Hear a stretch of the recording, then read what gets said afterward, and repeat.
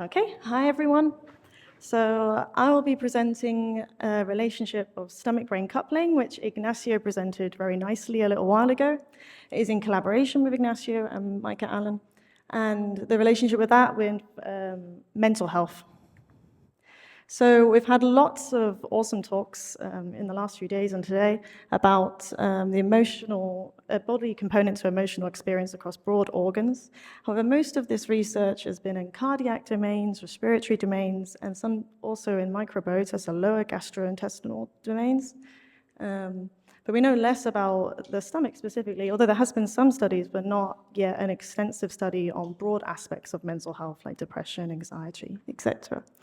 But there has been some studies that show that when people subjectively experience emotions, they often at least feel phenomenologically it's in the stomach or the chest, as well as describe often emotions as being sick to their stomach, having butterflies in the stomach, or a gut feeling. So we were interested if this translated into mental health experiences. So we measured stomach-brain coupling in the methods that Ignacio suggested, where we measured the electrogastrography on the stomach in 199 participants in this sample. And you can see some raw gastric cycles here. And here is just to illustrate that in some voxels of the brain, this would be phase-coupled, and in other voxels of the brain, not.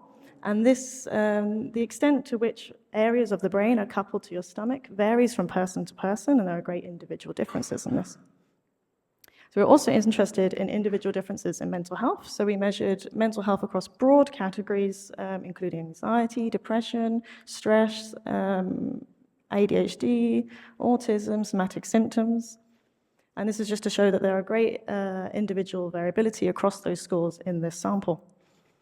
And some of these participants crossed clinical thresholds, although we didn't exclude people with clinical diagnoses, but formally this is based on scores, just to be sure.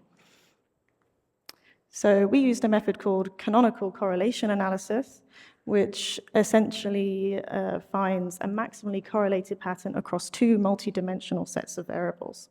So for example, you would have the mental health scores on one side, which is but every row would be a participant, and each column would be a different mental health score, so a depression score, an anxiety score. And on the other side, you would have stomach-brain coupling per 209 parcellated fMRI regions to look at how these individual differences in stomach-brain coupling related to individual differences in mental health. And essentially, canonical correlation analysis finds a maximally correlated pattern by estimating weights, in which it transforms the original raw input of the variables. So they have a new score on each side per person, which may correlate. And we do find that stomach-brain coupling relates to mental health when using canonical correlation analysis, and this effect is cross-validated. So it uses an independent training and test set. This is an out-of-sample correlation. And then to understand what this really means and which variables in the mental health and stomach-brain domain actually relate to each other, we have to look at the weights or loadings. And basically, the more extreme of these are the ones that are most related to the correlated pattern that we find. So we find this positive to negative mode of mental health, where on the sort of everything in blue are essentially bad things relating to your mental health. So if you have anxiety, depression, stress, and everything on the pink or the positive side are positive mental health, like quality of life and well-being. So essentially we find that reduced anxiety and reduced depression, or higher well-being and higher quality of life, relates to lower stomach-brain coupling. And these are the top 5 loading regions. So these are frontal parietal regions for the top loading in the CCA analysis.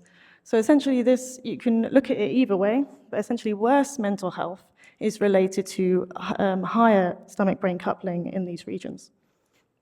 And because this is a multidimensional analysis, you also have multidimensional results. So not only did we just look at the top 5 highest loading regions, but we actually averaged the loadings across the networks across the brain. And when looking at which of these networks contribute most to the effect, we find that attention and control networks contribute most to this sort of negative mental health result that we find. So in conclusion, we do find that stomach-brain interactions, and specifically phase coupling with fMRI, does relate to multidimensional signature of mental health. So as in the direction, it is increased stomach-brain coupling with worse mental health, and that attentional and control networks were the most contributing networks. So importantly, this analysis is based on a correlation. It is a cross-validated, robust correlation. However, to understand this more, we need to do causal manipulations. So there's lots of potential for interesting future studies, such as using vagus nerve stimulation, which has been found to increase stomach-brain coupling, or new mechanical and pharmacological interventions, such as there's an anti-nausea pill that stabilizes the gastric rhythm, or there's the ingestible pill, which vibrates, and all of these could provide interesting new studies relating to this. So yeah, thank you again to Ignacio for teaching me everything about the stomach, and my boss, Micah Allen, and Leah, and thank you to all of you for your attention.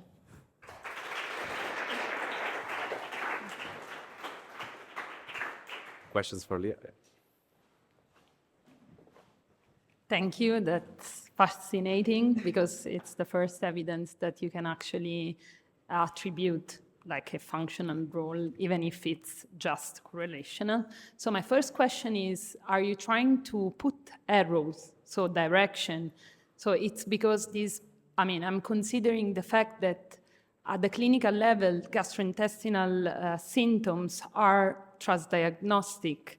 Let's say symptoms across many different diseases. Yep. So it's because people pay attention to the stomach more and misinterpret the signal coming from the stomach, because of course I was imagine the opposite, so a reduced coupling in people with mental health condition. And second question, if you measure the gastrointestinal symptoms of these people, and if these covariate with your data. Sure. So your first question, importantly, the study doesn't test how, to the extent you're aware of your stomach. So we don't really know about whether, how aware you are. If you do like the water load test, for example, this is a gastric interoception task, if that modulates gastric brain coupling yet. So this doesn't represent to what extent you're aware of your stomach, but more how coupled it is. So it shows that higher coupling is related to worse mental health. So maybe it's like an increased state of stress almost, where the body is responding and coupling strongly. But exactly what that means, we don't know yet, so we need to do more studies. And in relation to your gastrointestinal system symptoms, the somatic symptoms are within the result, so that does contribute to there, but we also do a control analysis where we show it's not specifically driven by gastrointestinal symptoms. Yeah. Okay, thank you. Another question?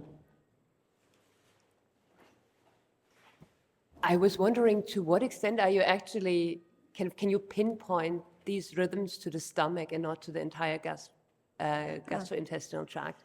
Because I guess the pacemaker cells, they're actually in the walls of the entire tract, but at different frequencies?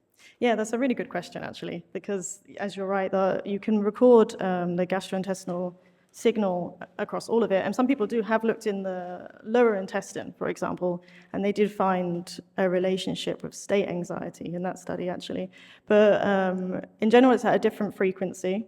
So we cannot be absolutely sure, but we chose the peak frequency of the stomach for each person by eye, and that was within the normal gastric range. And if there were multiple peaks, then we had to exclude them because we couldn't be sure which one it would be. Yeah, thank you. Any other question? We have time for a couple more. Thank you for the great talk. You mentioned that there was increased coupling with bad mental health, and you also mentioned that vagus nerve stimulation can be used to increase coupling and use as a therapy. So so I want to, can you explain more on that? Yeah, so I wouldn't say use it as a therapy because it would increase coupling. So then they would have worse mental health if this stands in that study. But it could be interesting to see a causal result as does increasing stomach-brain coupling within the same people cause them to be more anxious, for example, or more stressed. So as I mentioned it more as a way of causally testing this.